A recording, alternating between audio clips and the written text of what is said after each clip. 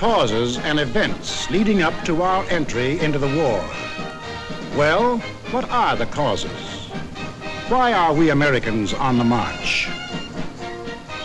Is it because of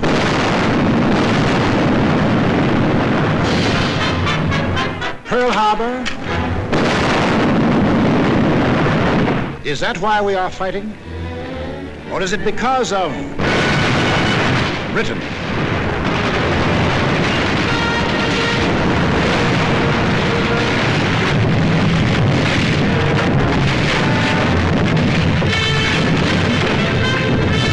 France.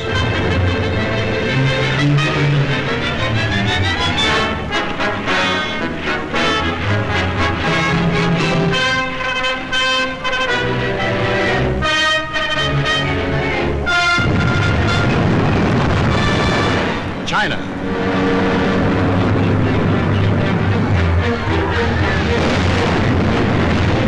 Czechoslovakia.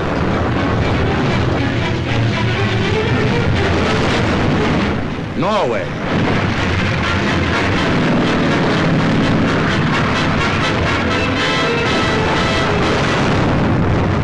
Poland.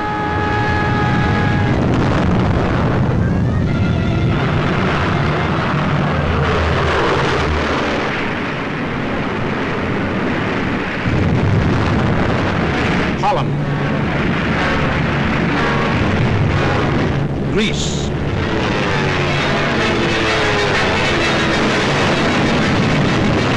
Belgium, Albania, Yugoslavia, or Russia.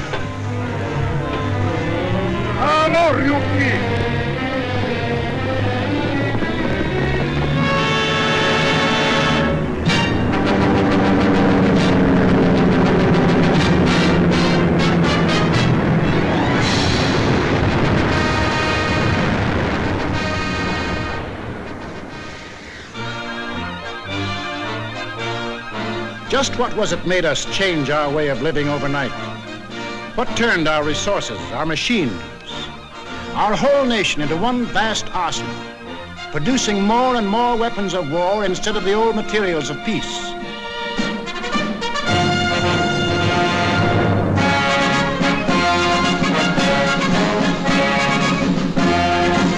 What put us into uniform, ready to engage the enemy on every continent and every ocean?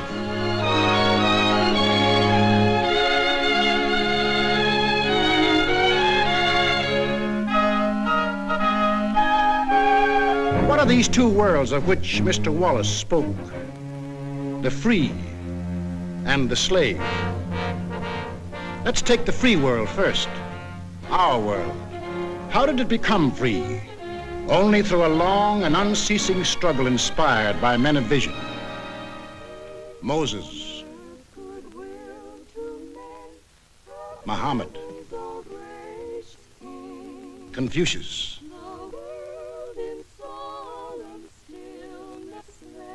Christ. All believed that in the sight of God, all men were created equal. And from that there developed a spirit among men and nations, which is best expressed in our own Declaration of Freedom. We hold these truths to be self-evident, that all men are created equal. It is the cornerstone upon which our nation was built, and the ideal of all the great liberators. Washington, Jefferson, Garibaldi, Lafayette, Kosciuszko, Bolivar, Lincoln. Lighthouses, lighting up a dark and foggy world.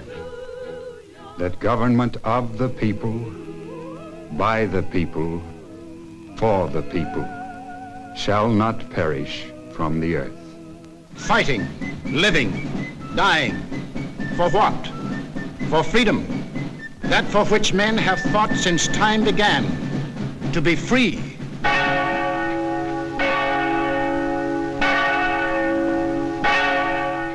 Is life so dear or peace so sweet as to be purchased at the price of chains and slavery?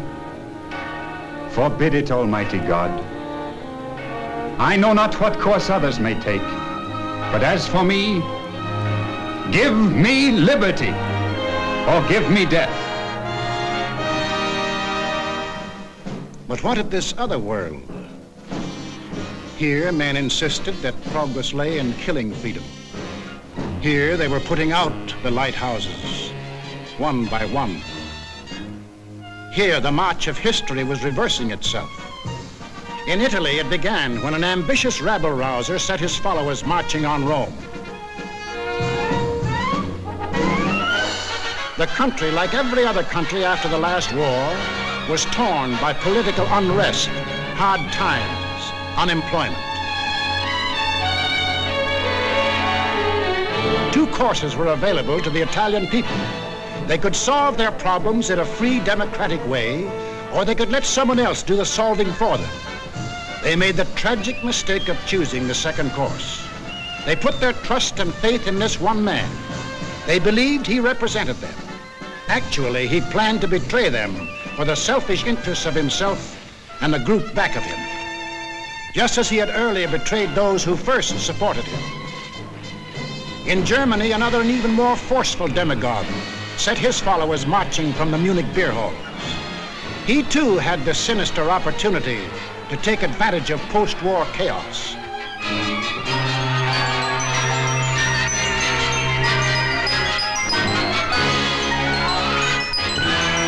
But he also had certain distinctive German characteristics to play on. To start with, the Germans have an inborn national love of regimentation and harsh discipline. He could give them that.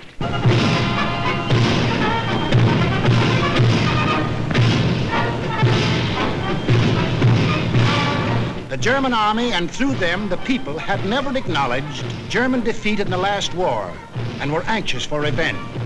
That too he promised them. The wealthy and powerful industrialists were fearful of losing any of their wealth and power and were ready to back anyone who would retain it for them. He promised to take care of them too. This man cunningly played all these ends against the middle and ruthlessly set out to murder the newborn German Republic. In Japan, you expect things to be done a little differently. They were.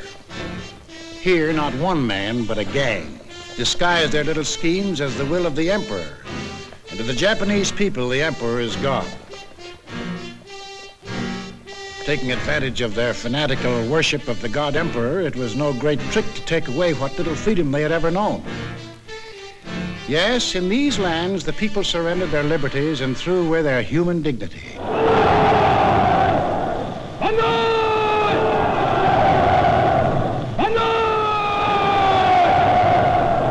They gave up their rights as individual human beings.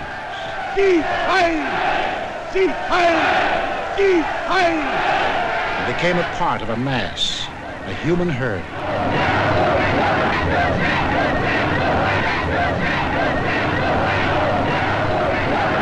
Although these countries were far apart and different in custom and in language, the same poison made them much alike.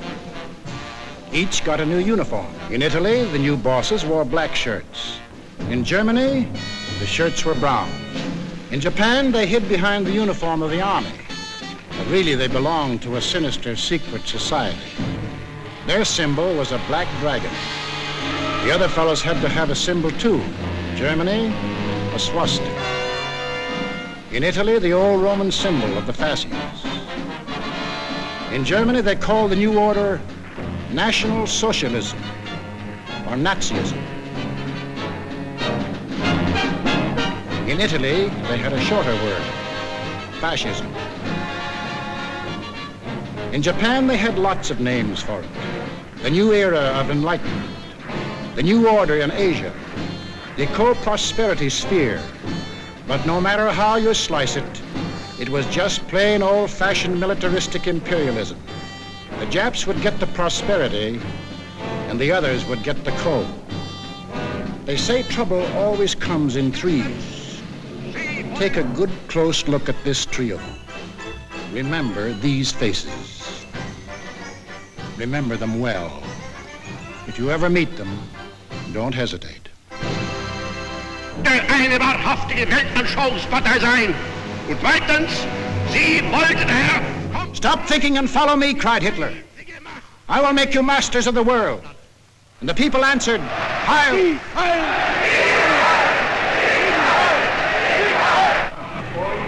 Stop thinking and believe in me, bellowed Mussolini, and I will restore the glory that was Rome. And the people answered, Duce, Duce. Stop thinking and follow your God Emperor, cried the Japanese warlords, and Japan will rule the world. And the people answered, Banzai, Banzai. Each system was alike in that the constitutional law-making bodies gave up their power. The Reichstag in Berlin, the House of Deputies in Rome, the Diet in Tokyo. And these elected representatives became collections of stooges, rubber stamp organizations. Applauding on cue the words of the leaders. Each system did away with free speech and free assembly. Each system did away with a free press and substituted a press controlled by the party. Through their ministries of propaganda, each took complete control of the theater, the movies, the radio. Every cultural activity and every channel of information was controlled by the most important members of the party. Each did away with free courts and trial by jury and substituted courts and judges run by the party. Each abolished labor unions and the rights of bargaining for wages. Fertig machen zur Meldung! Achtung! Abteilung 6, 310 mit 1-3-114 beim Grabenbau. Danke. Heil Hitler! Heil Hitler! Lassen Sie weiterarbeiten. Weiterarbeiten! And under the pretext of patriotism established a system of forced labor. Each enforced its decrees by an army of secret police who held the power of life and death over every individual. And for the few who still believed in freedom and said so, there was a ready answer.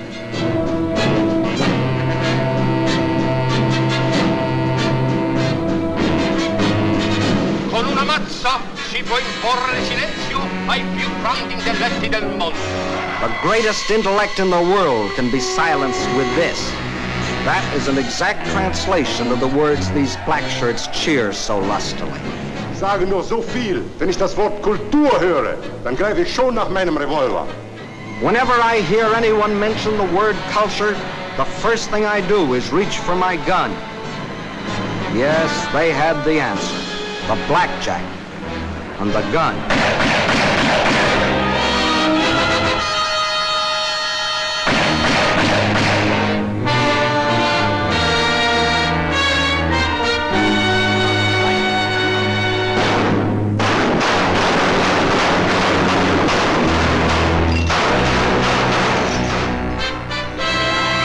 In Italy, they did it different.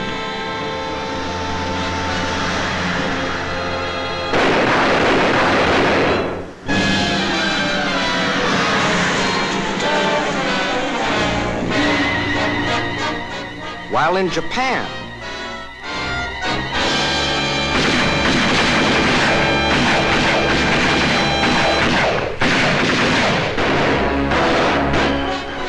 to their names can be added those of hundreds and thousands of others who stood in the way of the new order. Finally, there is only one obstacle left.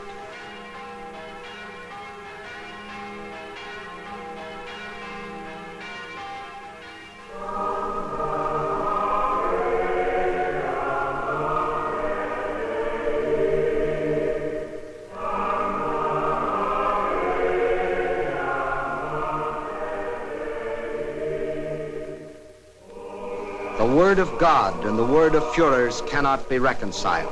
Then God must go.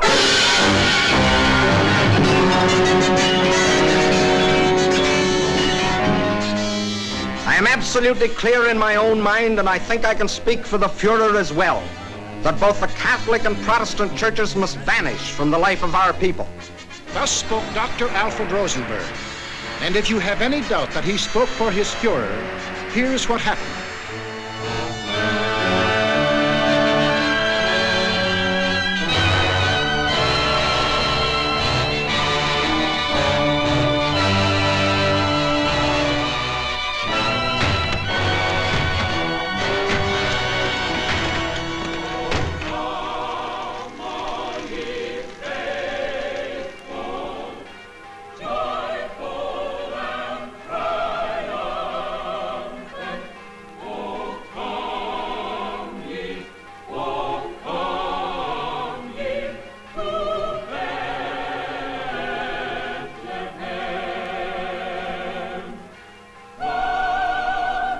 thousands of other men of God, Protestant, Catholic, Jewish, were persecuted, arrested, confined in concentration camps. Our Führer is the intermediary between his people and the throne of God. Everything the Führer utters is religion in the highest sense. It is only on one or two exceptional points that Christ and Hitler stand comparison. For Hitler is far too big a man to be compared with one so petty. Every day in all German classrooms, Adolf Hitler ist unser Retter, unser Held, der edelste Führer auf der ganzen Welt. Für Hitler leben wir und wir sterben gerne wir. Für den Führer bis zum Tod, denn er ist unser Gott. yes, take children from the faith of their fathers and teach them the state is the only church, and the head of the state is the voice of God.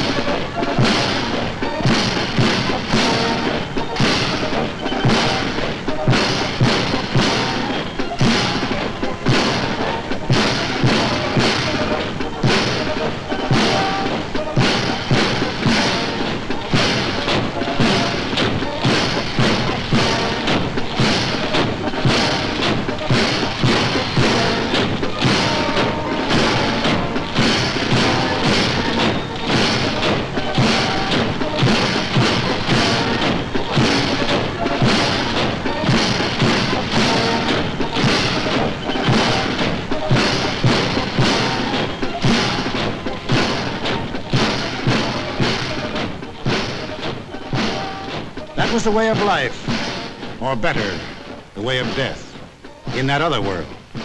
Now, what of our world, the democratic world? What did we want? What did we do about it? First of all, we wanted peace and security. And to prove our sincerity, in 1921, we initiated the Washington Disarmament Conference. This resulted in two vitally important treaties. One, to reduce the size of the British, Japanese, French, Italian, and American fleets. And the other, the Nine-Power Treaty, which guaranteed the integrity of China. And incidentally, one of the powers signing this was Japan. Later on, in 1929, we signed the Kellogg-Briand Pact, which was supposed to abolish war as a means of settling international disputes. This pact was signed by 47 nations, including Germany and Japan. President, I have the honor of handing you the London Naval Treaty. Faithful to our treaty obligations,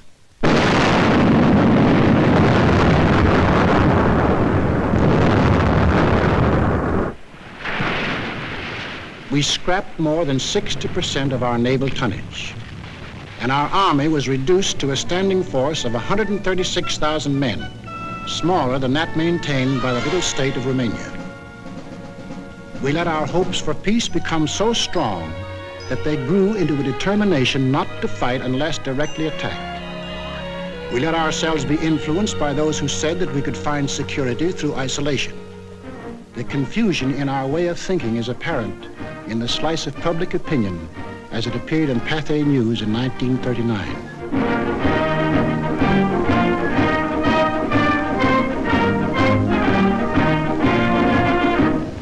Another war, and not for me. This time America should keep out, and I know I will. If war breaks out in Europe, I think that this country should heed the advice of its first president and avoid all foreign entanglements. I haven't the slightest idea of European affairs. In the event of war in Europe, I think we should stay out of it entirely. And all our efforts should be made to keep out of the fight. Let Europe fight her own battles. They mean nothing to us. We should mind our own business. By all means, no. Yes, fight. No. No. Yes.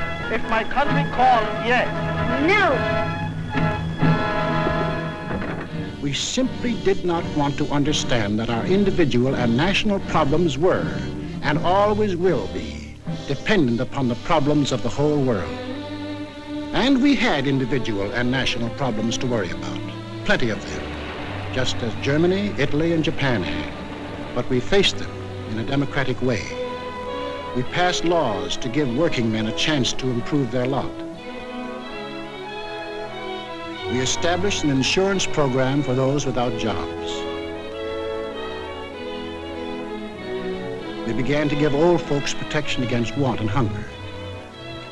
We organized the CCC to provide our young men with healthy and useful employment. A federal works program came into being and changed the face of our nation with new roads, bridges, schools.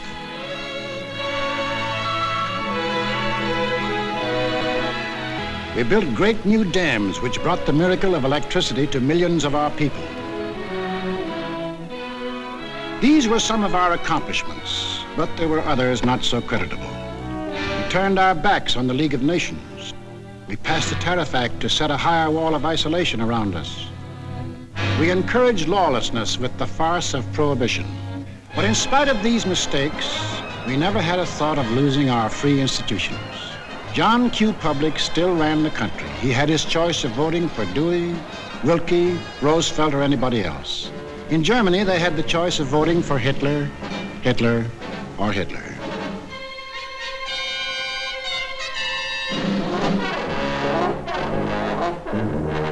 Over here, John Q. still read what he pleased. And although he heard of books being burned in other countries, he would have laughed if anyone had told him his books would ever be burned.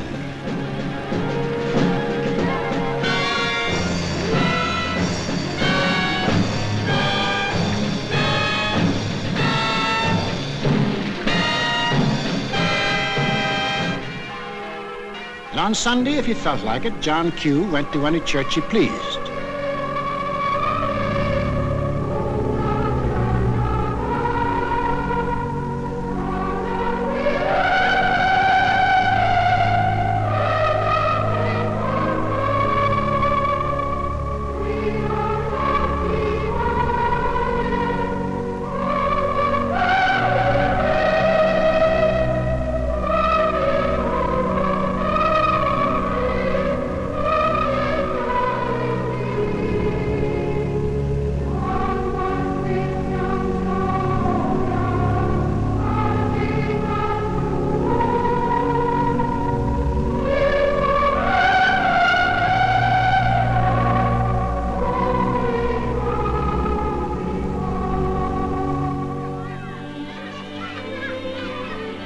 Most of all, he got a kick out of seeing his kids grow up.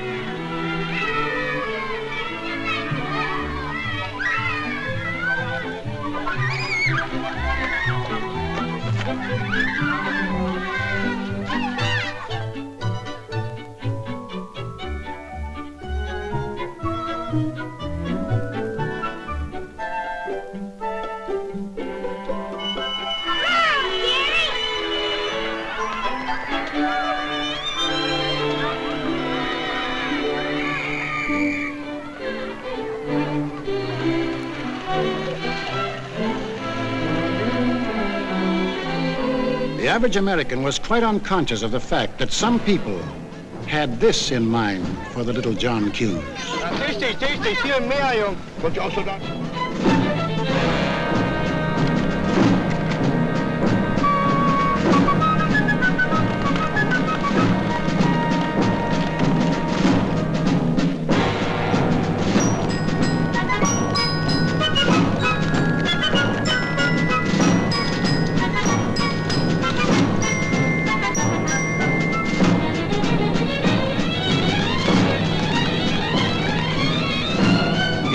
While their children were being trained to kill, John Q's kids were giving their pennies to help them have life.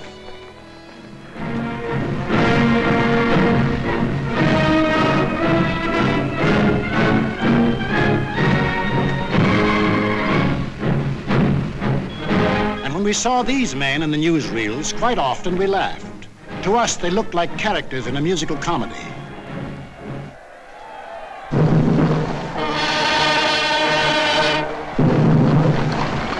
But they weren't comic. They weren't funny. They were deadly serious. They were out for world conquest. And what made it doubly serious was that there were 70 million Japanese, 45 million Italians, and 80 million Germans, all hopped up with the same idea. Deutsches Volk hilft dir selbst. Jeder soll helfen. Their leaders told them that they were supermen. Herrenvolk, the Nazis called it. The master race, destined to rule all other peoples on earth. Take a good look at these humorless men. These were to be the rulers of the ruling race. Leben, auch ihr bürgerliches Dasein ist gesichert in diesem nationalsozialistischen Staat. Obey us blindly, and you will attain your rightful place in the world. All other people will be your slaves. That's what they promised them. That Americans, Chinese, Russian, South Americans, all free peoples would work for them and make them rich. And how they ate it up.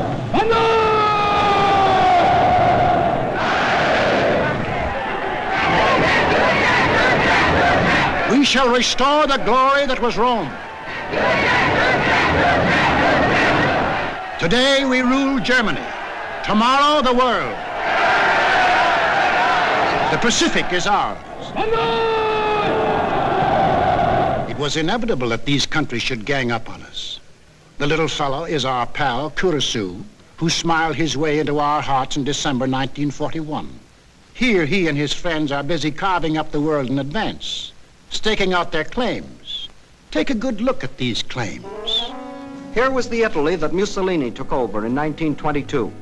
And almost his first act was to tell the Italians they were the rightful owners of Corsica, Nice, Savoia, Albania, Tunisia, Ethiopia, and a land corridor linking it with Libya. Later on, he had an even bigger dream. The old Roman Empire as it existed nearly 2,000 years ago, to dominate all the lands adjoining the Mediterranean. Mare Nostrum. Our sea, they called it, just as the ancient Romans did. As for the Japanese, they had some ambitions too. By 1920, they had grabbed off Formosa, Korea, and the southern half of the island of Sakhalin. Then Baron Gishi Tanaka, the prime minister, carefully set down Japanese aims in a document called the Tanaka Memorial. It was presented to the emperor July 25th, 1927.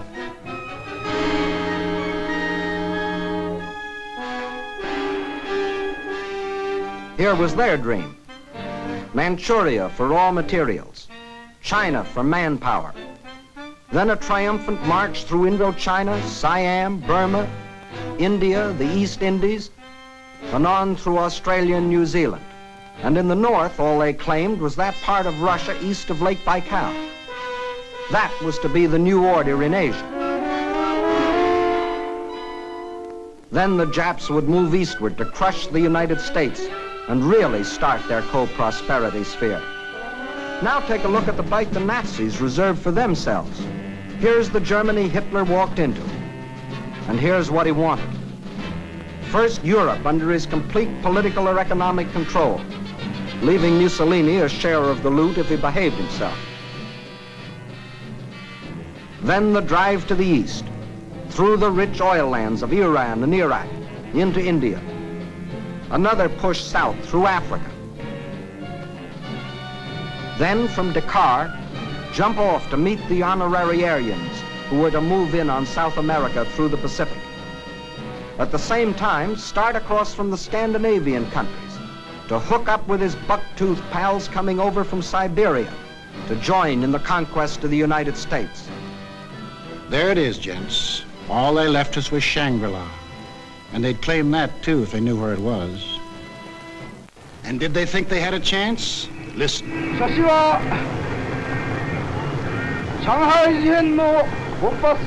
When war comes between Japan and the United States, I shall not be content merely to occupy Guam, the Philippines, Hawaii, and San Francisco. I look forward to dictating the peace to the United States in the White House at Washington. Yamamoto wrote those words on January of 1941. Yes, the conquering Jap army down Pennsylvania Avenue. That was the final goal. You will see what they did to the men and women of Nanking, Hong Kong, and Manila. Imagine the field day they'd enjoy if they'd marched through the streets of Washington. But before striking, a preliminary step was necessary. From Berlin, from Rome, from Tokyo, the campaign started. Propaganda to confuse, divide, soften up their intended victim. Put them on the defensive. Scream you're abused. Shout you're oppressed. The world's wrong. You're right. If you shriek it loud enough and often enough, they'll believe you.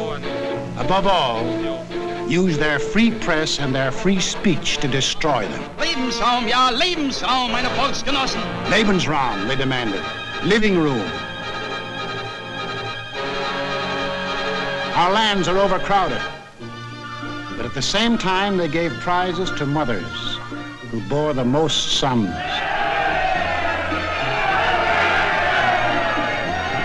They brought together large groups of young men and young girls for human breeding.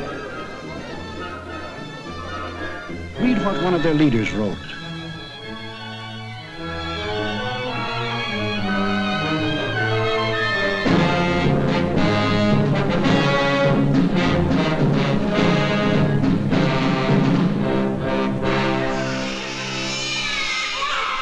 Of course, the children from this assembly line belong to the state to be scientifically trained for conquest.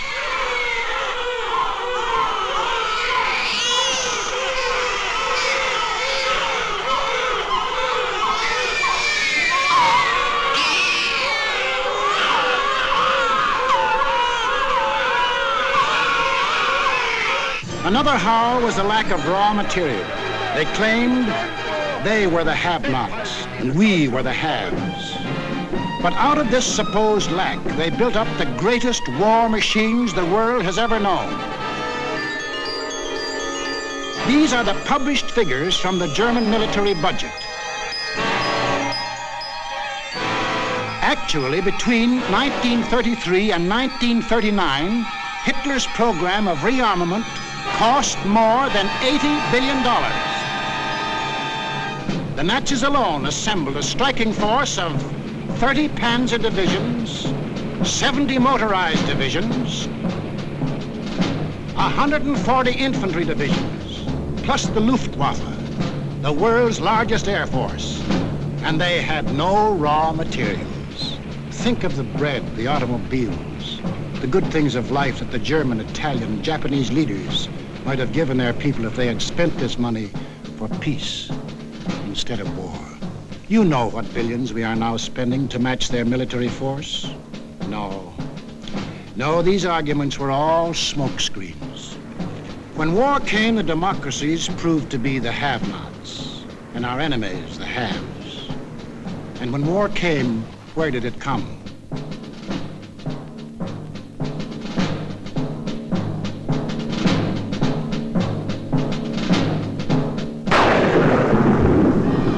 Remember that date, September 18th, 1931. A date we should remember as well as December 7, 1941. For on that date, in 1931, the war we are now fighting began. The place was Manchuria, the northernmost province of China, 6,000 miles from San Francisco. Manchuria, the first objective in the Tanaka Plan. By September 18th, the Japanese, who by treaty patrolled the southern Manchurian Railway, had secretly and illegally increased their garrisons. On the Korean-Manchurian border, an entire Japanese army was assembled, conveniently equipped for a winter campaign. All they needed was an excuse. They made their own. At 10:30 that night, just after the Mukden Express had passed by, a section of track was dynamited, causing damage to one rail and 2 fish plates. Japan's honor had been violated. Within half an hour, the Japanese railroad garrison launched a coordinated attack on the barracks of the sleeping Chinese army at Mukden. The slaughter was appalling. By midnight, the conveniently placed Japanese army poured across the Korean border, and the first open act of aggression, the invasion of Manchuria, was on. In 4 days, they had occupied the whole of southern Manchuria, and shortly after, the whole country. Manchuria became Manchukuo, a puppet state with an obedient stooge on the throne, Henry Puyi, a weakling whom the Japanese had prepared for the job with 7 years of women and song.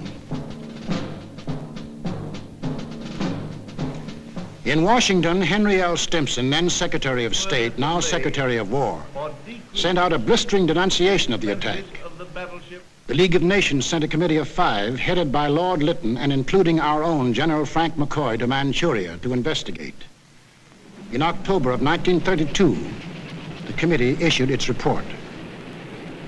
We found that the Japanese occupation of this large part of China was not justified on the ground of self-defense, and that the new state which had been set up was a Japanese protectorate rather than a genuine case of Manchurian self-determination. Shortly after, the League condemned Japan as an aggressor nation. À son Excellence, Monsieur Matsuoka, délégué du Japon. I call on His Excellency, Monsieur Matsuoka, delegate of Japan.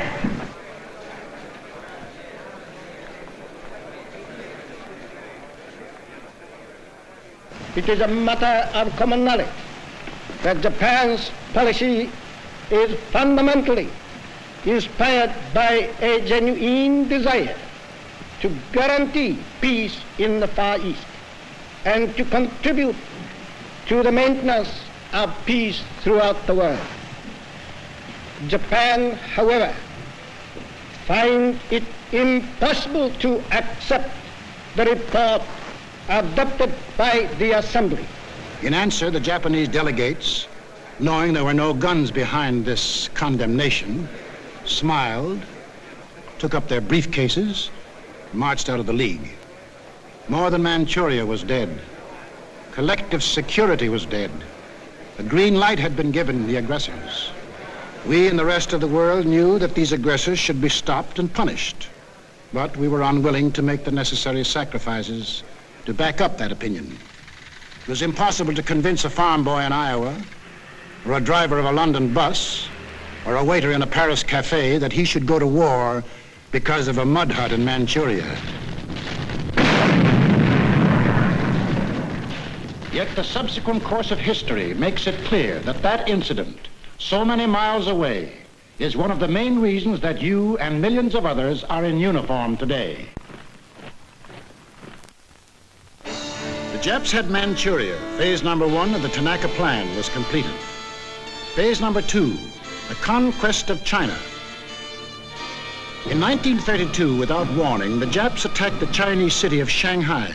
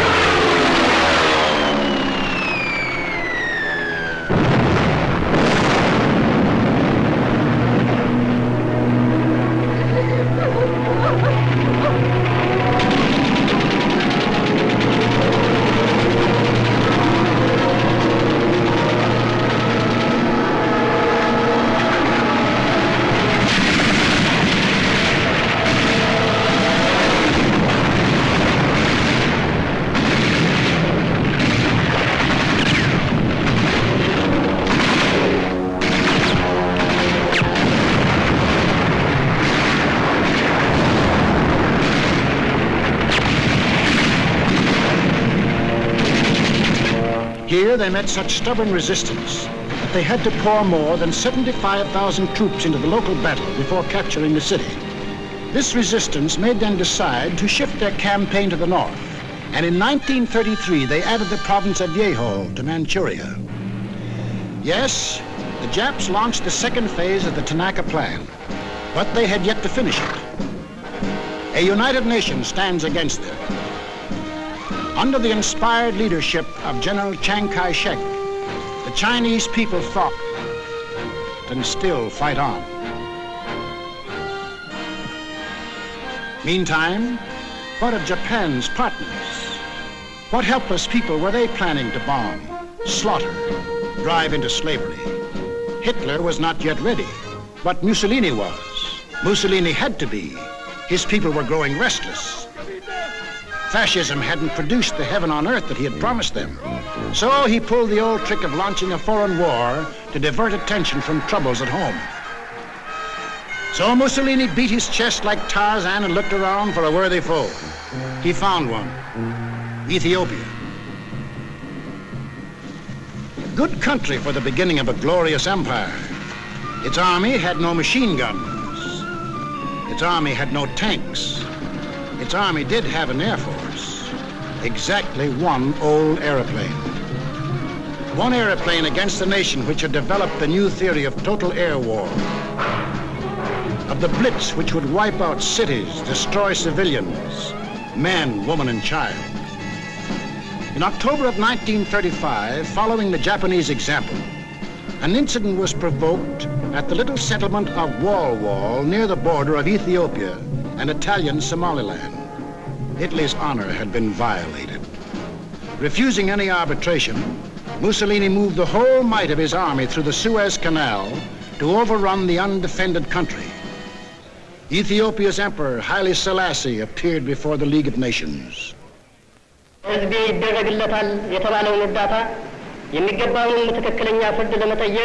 I must still fight on until my tardy allies appear, and if they never come, I say to you without bitterness, the West will perish.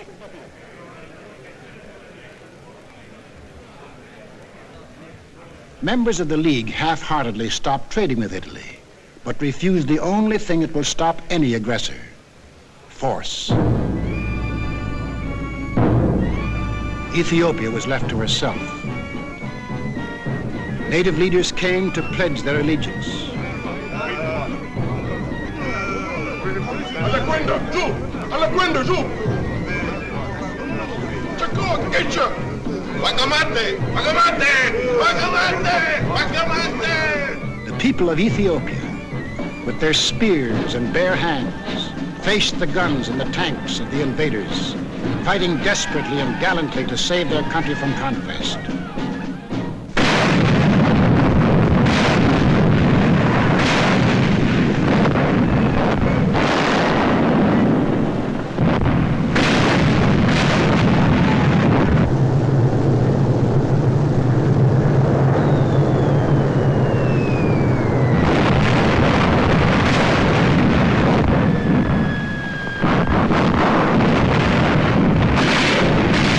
Fought, and they died. But in the end, there could be but one result. Might triumphed.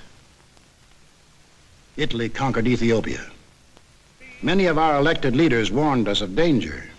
Without a declaration of war and without warning or justification of any kind, civilians, including vast numbers of women and children, are being ruthlessly murdered with bombs from the air.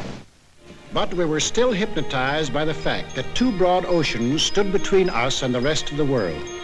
We didn't realize that the time when months were needed to span these oceans was ended, that the steamship had cut these months to days, and that now the whole Earth's surface could be covered in the space of hours. Yes, we were a nation that wanted peace. But we hadn't yet learned that peace for us depends on peace for all. Nobody would run the risk of war because of some mud huts and barren plains in Ethiopia, any more than we would run the risk for some similar huts and plains in Manchuria.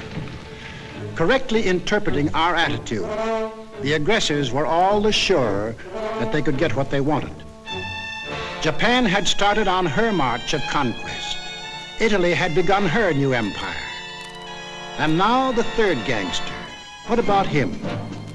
We'll take him up in our next film and show how he joined his partners and put in his bid. For this is what we are fighting. Freedom's oldest enemy, the passion of the few to rule the many. This isn't just a war. This is a common man's life and death struggle against those who would put him back into slavery. We lose it, and we lose everything. Our homes. The jobs we want to go back to, the books we read, the very food we eat, the hopes we have for our kids, the kids themselves. They won't be ours anymore. That's what's at stake. It's us or them. The chips are down. Two worlds stand against each other. One must die, one must live. 170 years of freedom decrees our answer.